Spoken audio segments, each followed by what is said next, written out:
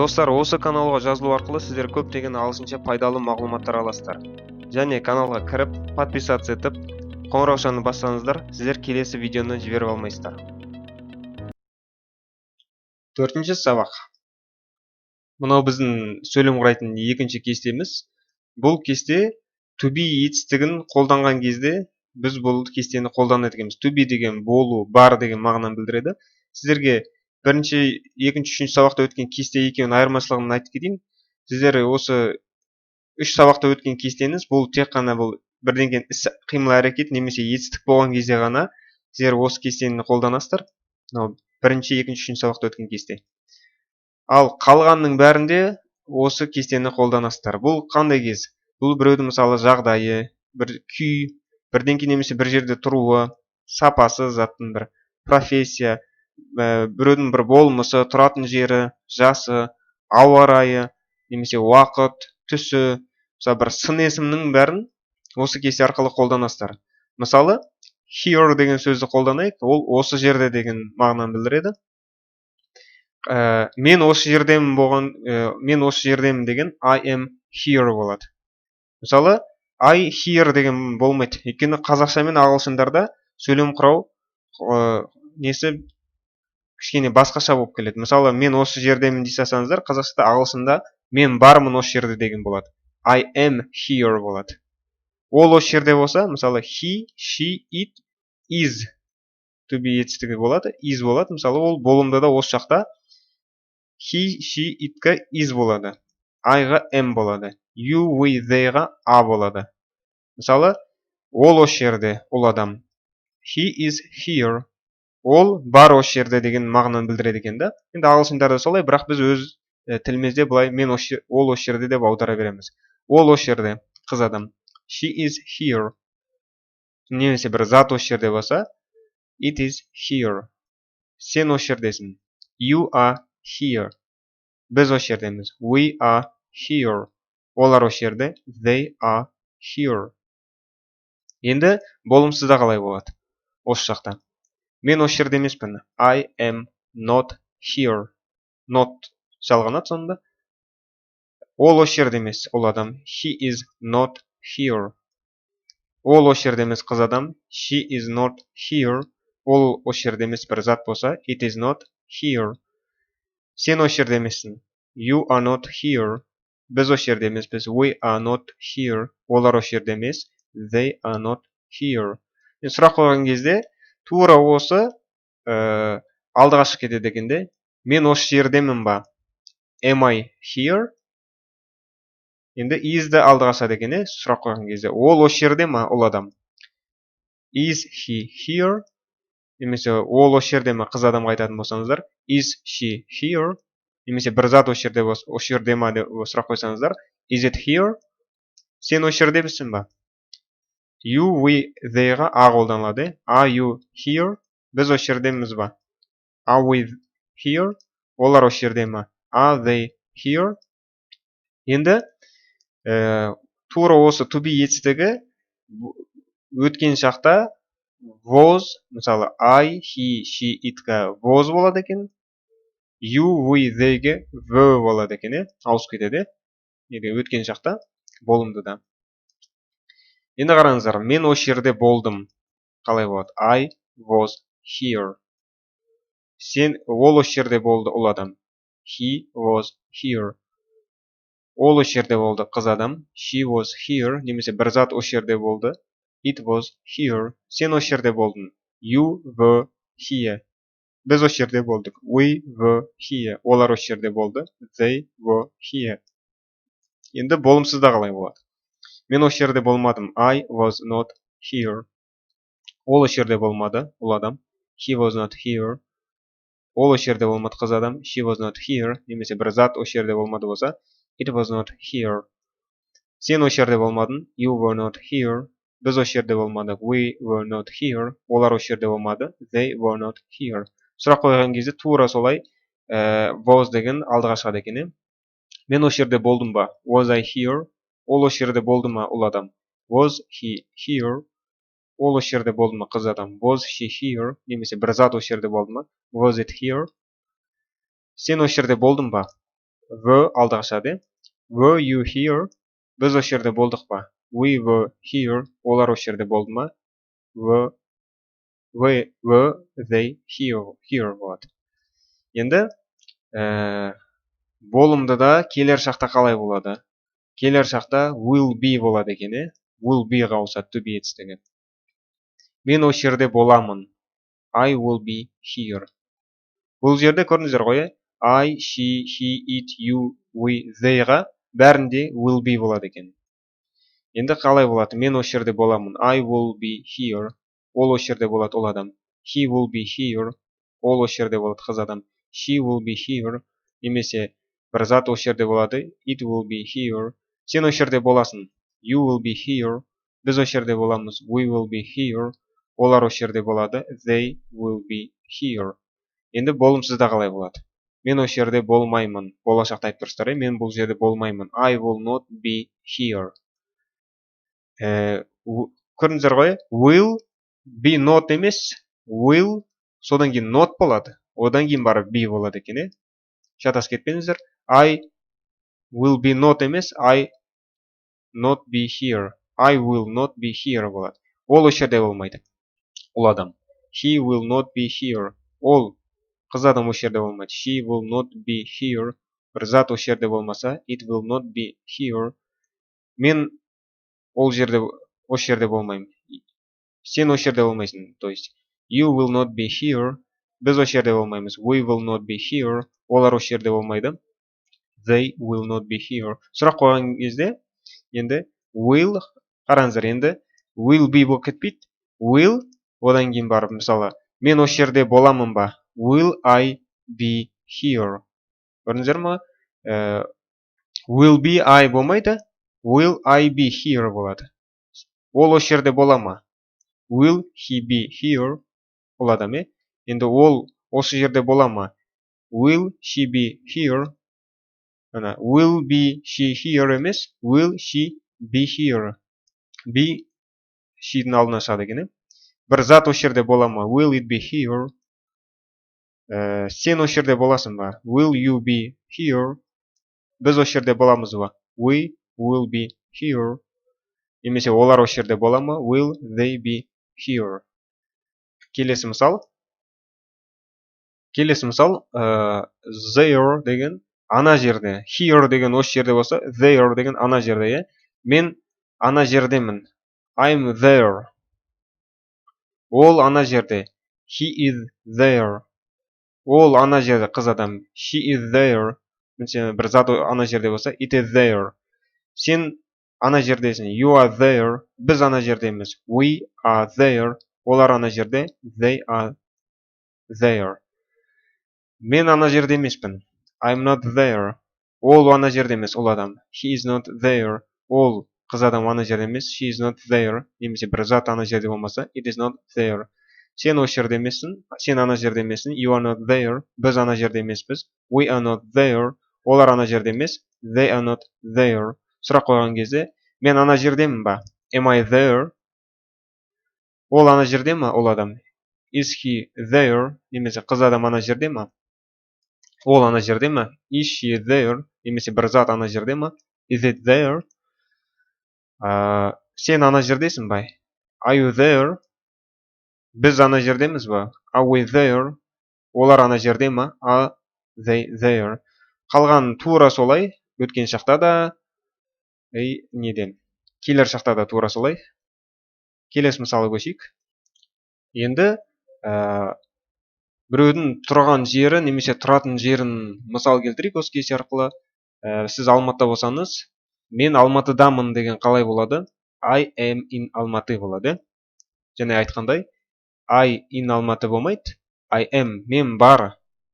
He is, ол бар Алматыда. Бірақ тура біз бар деп аудармаймыз, бірақ ағылшындарда солай сөйлем құралады. Бұл біз қазақшада біз мен Алматыдамын, ол Алматыда дей береміз. Мысалы, мен Алматыда, I am in Almaty. Ол Алматыда, ол адам. He is in Almaty. Қыз адам ол Алматыда, ол Алматыда. She is in Almaty, және бір зат Алматыда болса, it is in Almaty. Сен Алматыдасың. You are in Almaty. Біз Алматыдамыз. We are in Almaty. Олар Алматыда. They are in Almaty. Енді болымсызда қалай болады осы жақта? Мен Алматыда емеспін. I am not in Almaty. Ол Алматыда емес, ол адам. He is not in Almaty. Ол Алматыда емес, қыз адам. She is not in Almaty. Немесе бір зат Алматыда болмаса, ол Алматыда емес. It is not in Almaty. Сен Алматыда емессің. You are not in Almaty. Біз Алматыда емеспіз. We are not in Almaty. Олар Алматыда емес. They are not in Almaty. Енді тура осылай сұрақ қойған кезде алдыға шығып кетеді. Мен Алматыдамын ба? Am I in Almaty? Ол Алматыда ма? Ол адам. Is he in Almaty? Ол Алматыда ма? Қыз адам. Is she in Almaty? Немесе бір зат Алматыда ма деген болса, is it in Almaty? Сен Алматыдасың ба? Қалай болады? Are you in Almaty? Біз Алматыдамыз ба? We are in Almaty. Олар Алматыда ма? Are they in Almaty? Енді өткен шақта басқа бір мысал келтірейін сіздерге. Америка деген қаланы алайық. Сіздер өздеріңіз білесіздер, кез келген қала, мемлекетті алсаңыздар болады. Американы алайық, мысал келтірейік өткен шақта. I, he, she, itке to be етістігі was болып кетеді. You, we, theyге to be етістігі were болып кетеді. Енді мен Америкада болдым. I was in America. I in America дей алмайсыздар. I was in America. Мен болдым Америкада. Деген ол ағылшындарда сөйлем құрауы кішкене басқаша. Ол Америкада болды, ол адам. He was in America. Ол Америкада болды, қыз адам. She was in America. Бір зат Америкада болса, it was in America.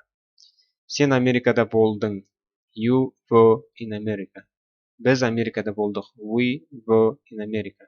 Олар Америкада болды. They were in America. Енді болымсызда қалай болады? Мен Америкада болмадым. Көрдіңіздер ғой, өткен шақта. I was not in America. Ол Америкада болған жоқ. Ол адам. He was not in America. Ол қыз адам Америкада болған жоқ. She was not in America. Немесе бір зат Америкада болмаса, it was not in America. Сен Америкада болмадың. You were not in America. Біз Америкада болмадық. We were not in America. Олар Америкада болмады. They were not in America. Енді сұрақ қойған кезде was алдыға шығып кетеді. Мен Америкада болдым ба? Was I in America? Ол Америкада болды ма? Ол адам. Was he in America? Немесе ол Америкада болды ма? Қыз адам. Was she in America? Немесе бір зат Америкада болса, болды ма деп сұрақ қойсаңыздар өткен шақта. Was it in America? Сен Америкада болдың ба? Were you in America? Біз Америкада болдық па? Were we in America? Олар Америкада болды ма? Were they in America? Енді келер шақта қалай болады? Келер шақта біз Лондонды мысал алайық. I, he, she, it, you, we, they бәрі will be болады екен. Бәрі will be болып кетеді. Мен Лондонда боламын. I will be in London. Ол Лондонда болады. Келер шақта айтып тұрмыз. Ол адам. He will be in London. Ол Лондонда болады, қыз адам. She will be in London. Немесе бір зат Лондонда болады болса, it will be in London. Сен Лондонда боласың. You will be in London.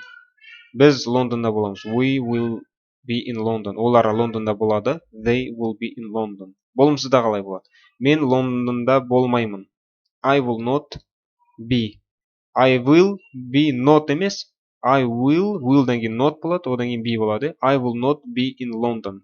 Ол Лондонда болмайды. Ол адам. He will not be in London. Ол қыз бала Лондонда болмайды. She will not be in London. Немесе бір зат болмаса, it will not be in London. Сен Лондонда болмайсың. You will not be in London. Біз Лондонда болмаймыз. We will not be in London. Олар Лондонда болмайды. They will not be in London. Енді сұрақ қойған кезде will болады. Сосын есімдіктен кейін be болады. Мен Лондонда боламын ба? Will I be in London? Ол Лондонда бола ма? Ол адам. Will he be in London? Ол Лондонда бола ма? Қыз адам. Will she be in London? Немесе бір зат Лондонда бола ма болса, will it be in London? Сен Лондонда боласың ба? Will you be in London? Біз Лондонда боламыз. Will we be in London? Олар Лондонда бола ма? Will they be in London?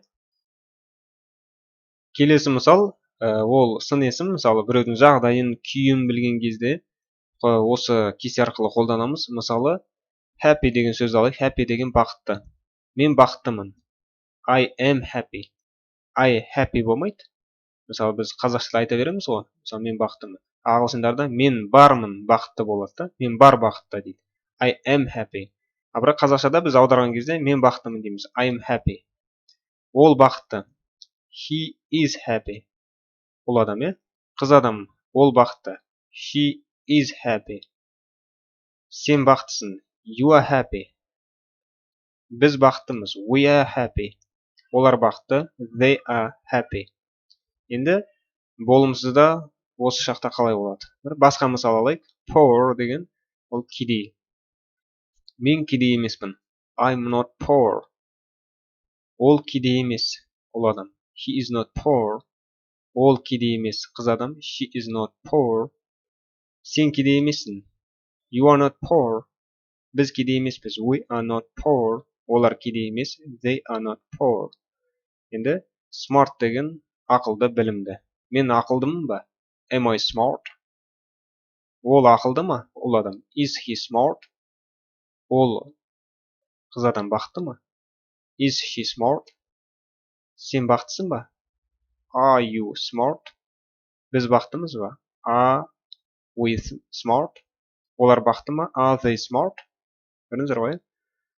Енді өткен шақта болымсызда қалай болады? Басқа бір мысал алайық. Strong деген мықты деген сөз. Мен мықты болдым. I was strong. Ол мықты болды. Ол адам. He was strong. Ол мықты болды. Қыз адам. She was strong. Немесе бір зат болса, бір мықты. It was strong. Сен мықты болдың. You were strong. Біз мықты болдық. We were strong. Олар мықты болды. They were strong. Енді болымсызда қалай болады? Басқа мысал алып көрейік. Weak деген әлсіз деген сөз. Мен әлсіз болмадым. I was not weak. Ол әлсіз болмады. Мысалы, ол адам. He was not weak. Ол әлсіз болмады, қыз бала. She was not weak. Мысалы, бір зат әлсіз болмаса, it was not weak. Сен әлсіз болмадың. You were not weak. Біз әлсіз болмадық. We were not weak. Олар әлсіз болмады. They were not weak. Енді сұрақты қалай қоямыз өткен шақта? Басқа бір мысал алып көрейік. Rich деген бай. Мен бай болдым ба? Was I rich? Was I rich? Ол бай болды ма? Ол адам. Was he rich? Ол бай болды ма? Қыз адам. Was she rich? Зат есімге қолданылмайды. Сен бай болдың ба? Were you rich? Біз бай болдық па? Were we rich? Олар бай болды ма? Were they rich? Were they rich? Енді келер шақта болымдыда қалай болады? Мысалы, бір басқа мысал алайық. Positive деген позитивный. Мен позитивный боламын. I will be positive. I, he, she, it, you, we, they'ға will be болады барлығында. Ол позитивный болады, ол адам. He will be positive. Ол қыз адам позитивный болады. She will be positive. Сен позитивный боласың. You will be positive. Біз позитивный боламыз. We will be positive. Олар позитивный болады. They will be positive. Енді болымсызда басқа мысал алайық. Болымсызда келер шақта bad деген жаман деген сөз. Мен жаман болмаймын. I will not be bad. Көрдіңіздер ғой? Will be not bad емес. I will дан кейін not болады, be болады. Ол жаман болмайды. He will not be bad. Ол қыз адам жаман болмайды. She will not be bad. Мысалы бір зат болса, жаман болмайды. It will not be bad. Сен жаман болмайсың. You will not be bad. Біз жаман болмаймыз. We will not be bad. Олар жаман болмайды. They will not be bad. Енді сұрақты қалай қоямыз? Басқа мысал алайық. Cheerful деген көңілді деген сөз. Мен көңілді боламын ба? Will I be cheerful? Ол көңілді бола ма? Will he be cheerful? Ол қыз адам көңілді бола ма? Will she be cheerful? Сен көңілді боласың ба? Will you be cheerful? Біз көңілді боламыз ба? Will we be cheerful? Олар көңілді бола ма? Will they be cheerful? Келесі мысал, егер біреудің болмысын, нәсілін, ұлтын, дінін, руын сол жайлы сөйлем құрағыларыңыз келсе, онда осы кестемен құрайсыздар. Мысалы, мен қазақпын. I am Kazakh болады. I казах болмайды. Ағылшындарда мен бар қазақпын деген секілді болады да, бірақ біз өзімізше аударамыз, мен қазақпын. I am Kazakh. Ол қазақ. He is Kazakh. Ол қазақ қыз адам. She is Kazakh. Сен қазақсың. You are Kazakh. Және мына you, we, they ол көпше түр болады. Бірақ мына жерде, мысалы, сен қазақсың деген кезде you деген сен де, сіз де болады. Сен болған кезде ол жекеше болады. Мысалы, you are Kazakh. Сіз болған кезде онда көпше түр болады. You are Kazakhs болады. S қосылады сонда. Біз қазақпыз. We are Kazakhs. Олар қазақтар. They are Kazakhs. Көрдіңіздер ғой, көпше түрде сонда S қосылады. Енді мен орыс емеспін деген қалай болады? I am not Russian. Not дегенді қоясыздар сонда. I'm not Russian. Ол орыс емес. He is not Russian. Ол қыз адам орыс емес. She is not Russian. Сен орыс емессің. You are not Russian.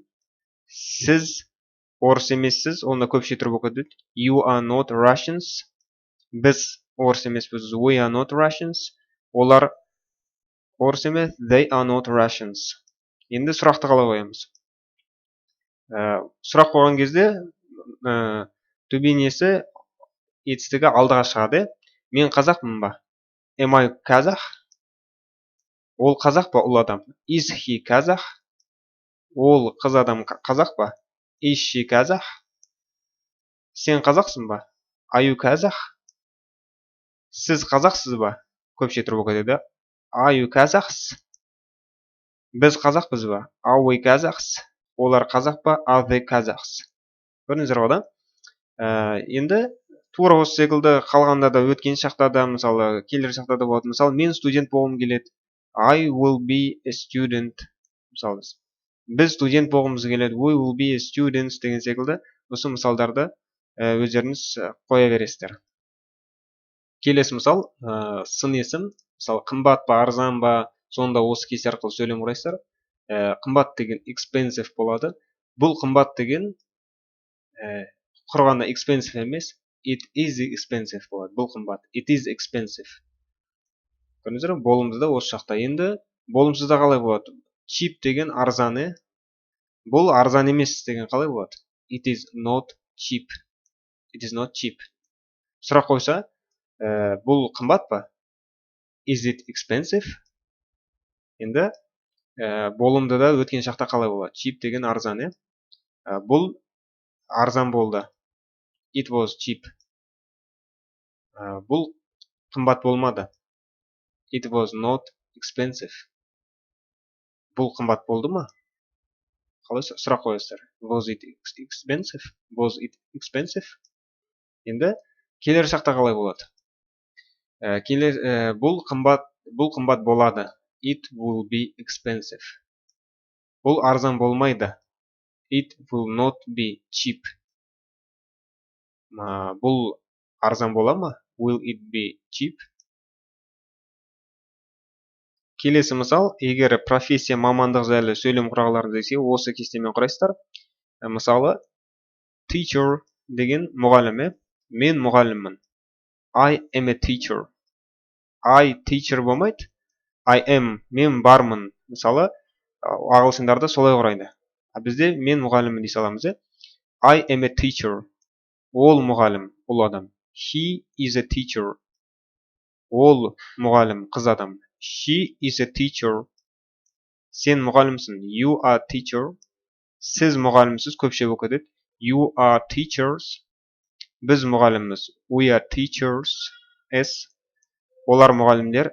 They are teachers. Көрдіңіздер ғой? You, we, they көпше түр болады. You деген сен де, сіз болады. Сен болса онда жекеше түрде болады. Сіз болсанда көпше түрде болып кетеді. Енді болымсызда осы шақта қалай болады? Келесі басқа мысал алайық. Doctor деген дәрігер. Мен дәрігер емеспін. I am not a doctor. Not көрдіңіздер ғой? To be деген not болады. сосын мамандық болады. I'm not doctor. Мен дәрігер емеспін. Ол дәрігер емес. Ол адам. He is not a doctor.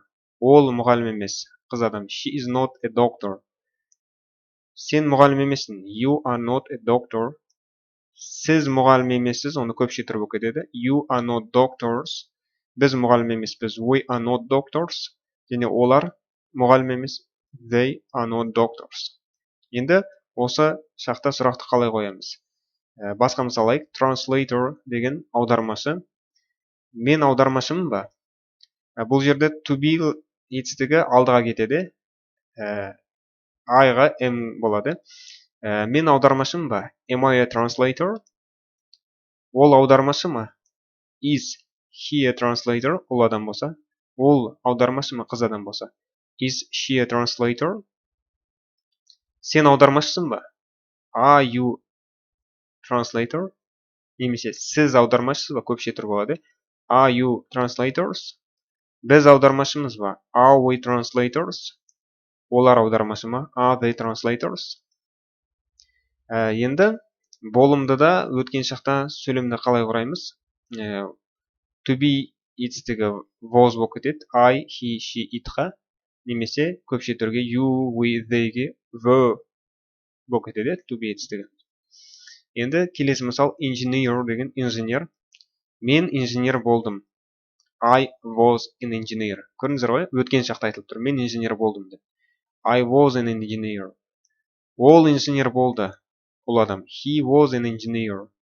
Ол инженер болды. Қыз адам. She was an engineer. Сен инженер болдың. You were an engineers. Немесе сен болса you were engineer болады. Сіз инженер болдыңыз болса көпшіліктер болып кетеді. You were engineers болады. Біз инженер болдық. We were engineers. Олар инженер болды. They were engineers. Енді болымсызда қалай болады өткен шақта? Басқа мысал алайық. Driver деген жүргізуші. Мен жүргізуші болмадым. I was not a driver. Ол жүргізуші болмады. Ол адам. He was not a driver. Ол жүргізуші болмады. Қыз адам. She was not a driver. Сен жүргізуші болмадың. You were not driver. Немесе сіз жүргізуші болмадыңыз. Көпшіліктер болып кетеді. You were not drivers. Біз жүргізуші болмадық. We were not drivers. Олар жүргізуші болмады. They were not drivers. Көрдіңіз ғой? You, we, they көпшіліктер болғаннан кейін s қосылады соңында. Енді сұрақты қалай қоямыз өткен шақта? Басқа мысал алайық. Writer деген жазушы. Мен жазушы болдым ба? Was I a writer? Ол жазушы болды ма? Was he a writer? Was көрдіңіздер ғой, алдыға шығып кетті. Сұрақ қойған кезде. Ол жазушы болды ма? Қыз адам. Was she a writer? Немесе were деген сұрақ қойған кезде алдыға шығып кетті. Көпшіліктерге сен жазушы болдың ба? Were you writer? Немесе сіз жазушы болдыңыз ба? Were you writers? Біз жазушы болдық ба? Were we writers? Олар жазушы болды ма? Were they writers? Енді болымдыда келер шақта қалай болады? Басқа мысал алайық. Businessman. Businessman. Енді бұл to be етістігі will be болады. Болашақта will be айналады.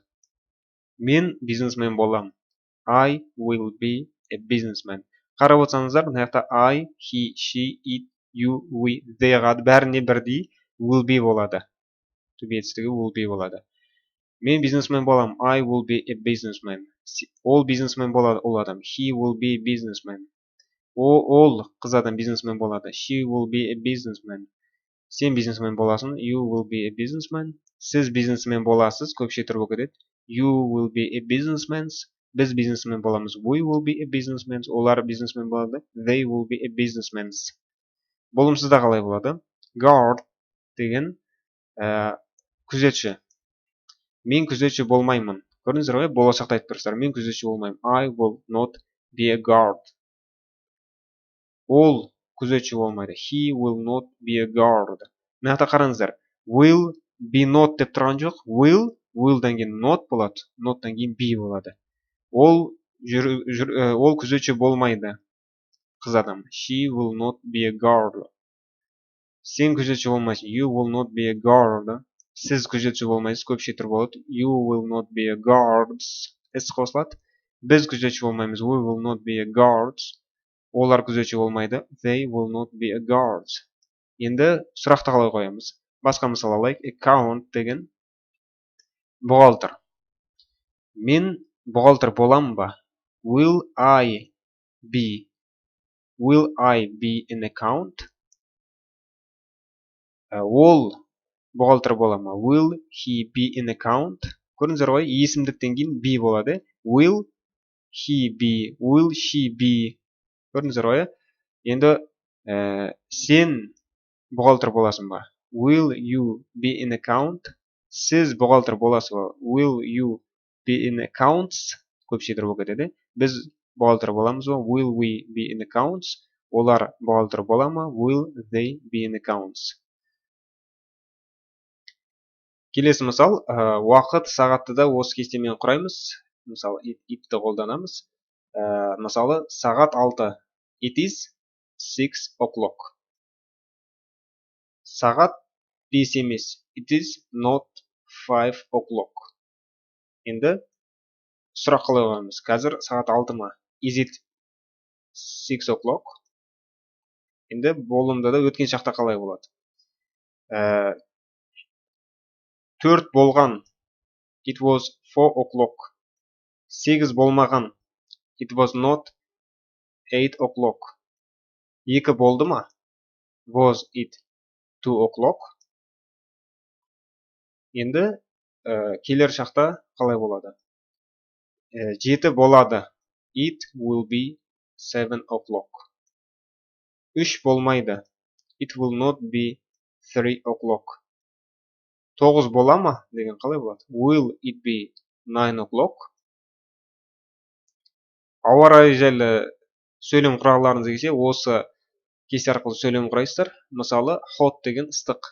Ыстық деген it is hot болады. Cold деген ол суық, салқын. Қазір салқын емес. It is not cold. Енді сұрақты қалай қойсыздар? Warm деген жылы. Қазір жылы ма? Is it warm? Енді өткен шақта қалай сөйлем құрайсыздар? Мысалы, болымды windy деген желді деген сөз. Желді болды. Өткен шақта, It was windy. Енді болымсызда, мысалы, dark деген ол қараңғы деген сөз. Қараңғы болмады. It was not dark. Сұрақты қалай қойсыздар? Stuffy деген ол қапырық деген сөз. Ауа райы қапырық. Ауа райы қапырық болды ма деген кезде was it stuffy деп сұрақ қойсыздар. Енді келер шақта қалай сөйлем құрайсыздар? Sunny деген күн шуақты деген сөз. Күн шуақты болады. It will be sunny. Frost деген өте суық, аяз деген сөз. Аяз болмайды. It will not be frost. Rain деген жаңбырлы. Жаңбырлы бола ма? Will it be rain? Кез келген бір заттың қайда тұрғанын анықтау үшін де осы кестені қолданасыздар. Мысал айтқанда, table деген үстел, on деген үстінде деген сөз. Бұл үстел үстінде. It is on the table. It on the table деп айтамайсыздар. Ағылшында бар деген сөзді обязательно қолданасыздар. Бұл бар үстелдің үстінде деген секілді. It is on the table. Бұл үстел үстінде. It-ің орнына кез келген зат есімді қолдансаңыздар болады. Мысалы, алма, apple. Apple is on the table. Мысалы, сотка деген mobile phone. Mobile phone is on the table болады. Бұл столдың үстінде емес, болымсыз. It is not on the table.